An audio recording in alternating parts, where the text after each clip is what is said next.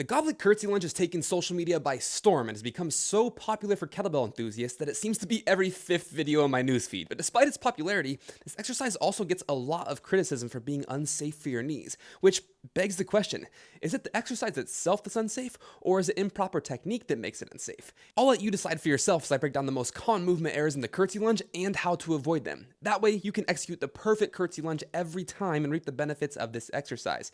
And if you stick around to the end of this video, I'll even show you my favorite progression for increasing or decreasing intensity to meet you at your current ability level without the need for adding more weight.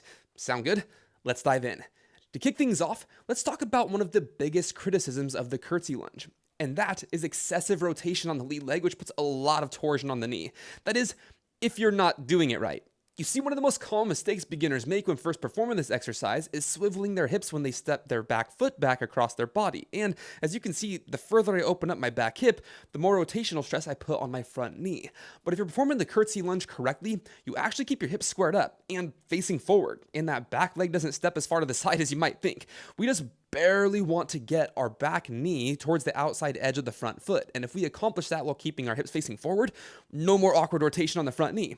However, there's still another potential problem we need to address to make sure that front knee stays in good shape. Because even if we focus on keeping our hips square and our front shin more vertical to reduce stress on the knee, it's hard to reap the benefits of this exercise if we don't maintain our balance. And one massive mistake people make is leaning their upper body in the direction they're stepping their back foot, which is a problem because that kettlebell you're holding in the goblet position suddenly is outside your center of mass, which makes this exercise feel clunky at best. So when you go to step that back foot to the side, focus on stacking your shoulders directly over the top of your hips. This will keep the kettlebell at your body's center and will keep you balanced so you feel the exercise in your legs and outer glutes instead of your lower back and knees.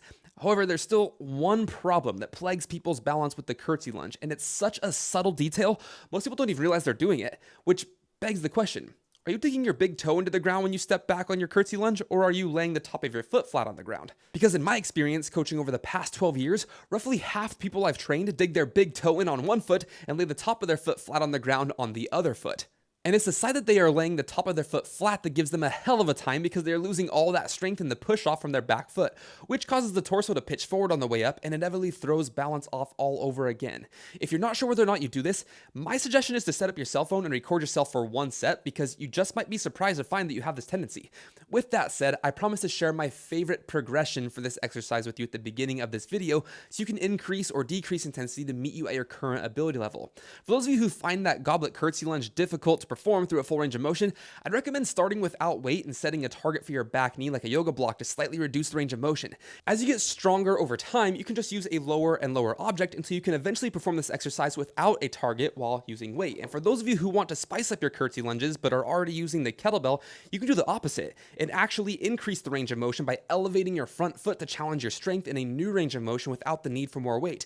And while the Goblet Curtsy Lunge is a great lower body exercise, unfortunately there's a lot more to building well-rounded leg strength with the kettlebell. So if you truly want to build legs that are as functionally strong as they are aesthetic, check out this video here, and I'll see you on the next one.